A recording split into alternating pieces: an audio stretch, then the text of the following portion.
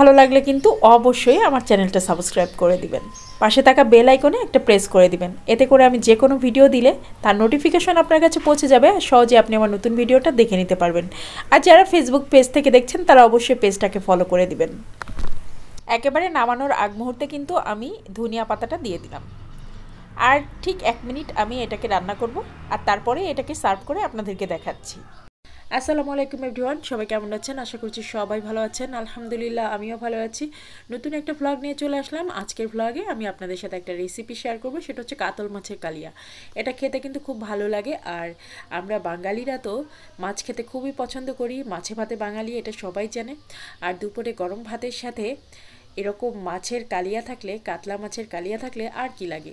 আজকে আমি নদীর একটা বিগ সাইজের কাতল মাছ কেটেছি এবং সেই মাছ থেকেই 4টা টুকরা নিয়েছি আর সেটা দিয়ে কাতল মাছের কালিয়া তৈরি করেছি। তো চলুন আমার আজকের রেসিপিটা দেখা যাক, আর ভালো লাগলে অবশ্যই লাইক দিতে ভুলবেন না, কেমন? আমি এখানে বড় সাইজের 4 পিস কাতল মাছের টুকরা নিয়েছি। মাছের টুকরাগুলোকে লবণ আর হলুদ দিয়ে ভালো করে মাখিয়ে নিচ্ছি। এখানে মাছের টুকরাগুলোর ওয়েট যদি বলতে হয় তাহলে প্রায় 1 কেজির কাছাকাছি। 4 টুকরা মাছের ওয়েট প্রায় 1 কেজির কাছাকাছি হবে, কারণ অনেক বড় বড় পিসগুলো। এখন আমি ফ্রাই প্যানে তেল নিয়ে নিলাম, আর এখানে একটা বড় সাইজের ফ্রাই প্যান লাগবে। আমি একটা বড় সাইজের ফ্রাই প্যান নিয়েছি, কারণ মাঝারি সাইজের ফ্রাই প্যানগুলোতে এই মাছ 4টা একসাথে ধরবে না। তো আমি 4টা একসাথে ভাজি করে নেওয়ার জন্য একটা বড় সাইজের ফ্রাই প্যান নিয়ে নিয়েছি। এখন মাছগুলো এপিট ওপিট করে ভেজে নিব। এপিট ওপিট করে মচমচা করে ভাজা যাবে না, মোটামুটি একটু ব্রাউন কালার আসলেই হবে। এই যে দেখতে পাচ্ছেন একটু ব্রাউন কালার আসছে, ব্যাস আমি উল্টে নিচ্ছি। এরকম এপাশ ওপাশ উল্টে 2 পাশ হালকা ব্রাউন করে ভেজে নিতে হবে। খুব বেশি মচমচা করে ভাজলে মাছের ভিতরে যে জুসিনেসটা থাকে সেটা কিন্তু নষ্ট হয়ে যায়, তাই খুব বেশি মচমচা করে ভাজার দরকার নেই। এখন আমি মাছগুলোকে উঠাই নেব। চুলায় একটা কড়াই বসিয়ে দিয়েছি, আর এখন এর মধ্যে দিয়ে দিচ্ছি তেল। আমি সরিষার তেল দিলাম 2 টেবিল চামচ। আর এর মধ্যে এখন পেঁয়াজ কুচি দিব মেজারমেন্ট কাপের হাফ কাপ পরিমাণ। এখন পেঁয়াজ কুচিটা একটু নরম হয়ে আসা পর্যন্ত নেড়ে চেড়ে নিতে হবে। তো তার আগে আমি একটু লবণ দিয়ে দিচ্ছি। লবণ দিলে পেঁয়াজটা খুব দ্রুত নরম হয়ে যাবে, এবং এর মধ্যে তারপরে আমি বাটা মশলা অ্যাড করব। তো পেঁয়াজটা একটু নরম হয়ে এসেছে, এখন আমি দিয়ে দিলাম রসুন বাটা আর একটুখানি আদা বাটা। এখানে রসুন বাটা আছে 2 চা চামচ আর আদা বাটা আছে হাফ চা চামচ। এখন এটাকে আরও ভালো করে পেঁয়াজের সাথে ভেজে নিচ্ছি, যেন মশলার কাঁচা গন্ধ একটুও না থাকে। মশলাটাকে ভালো করে না ভেজে নিলে কিন্তু মশলার কাঁচা গন্ধ আসে, আর এই কাঁচা গন্ধ আসলে কিন্তু একটু খেতে ভালো লাগবে না। ভালো করে রসুন আদাটাও ভেজে নিলাম। এরপরে আমি এর মধ্যে একটু পানি দিলাম। পানি দেওয়ার পরে গুঁড়া মশলাগুলো দিচ্ছি। এখানে 1 চা চামচ জিরার গুঁড়া, 1 চা চামচ ধনিয়ার গুঁড়া, পরিমাণ মতো লবণ, 1 চা চামচ মরিচের গুঁড়া, 1 চা চামচ হলুদের গুঁড়া দিয়ে দিলাম। এখন সব কিছু আবার খুব ভালো মতো কষিয়ে নিচ্ছি। লবণটা আপনারা আপনাদের স্বাদ অনুসারে দিয়ে দিবেন। এখানে আমি আমার টেস্ট অনুসারে লবণটা দিয়ে দিয়েছি।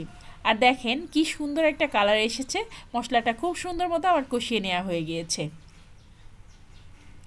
এখন এর মধ্যে আমি কিছু ফালি করা টমেটো দিয়ে দিচ্ছি। যেহেতু এখন শীতকাল, টমেটো চারপাশে একদম ভরপুর, তো টমেটো কেন ইউজ করব না। টমেটো দেয়া হয়ে গেছে, একটু কষিয়েও নিয়েছি। এখন এর মধ্যে একটু পানি দিয়ে দিব। যতটুকু পরিমাণ ঝোল রাখতে চান ততটুকু পরিমাণই পানি দিবেন।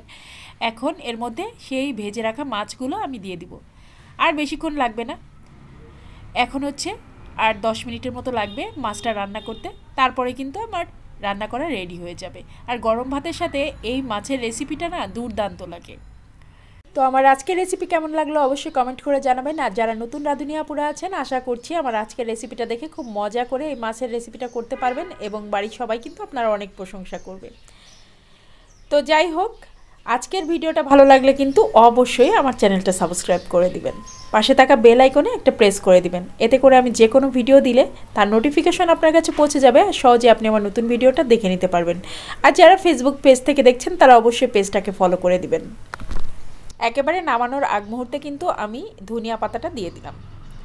আর ঠিক 1 মিনিট আমি এটাকে রান্না করব, আর তারপরে এটাকে সার্ভ করে আপনাদেরকে দেখাচ্ছি। এত টেস্টি একটা মাছের রেসিপি বলে বোঝাতে পারবো না।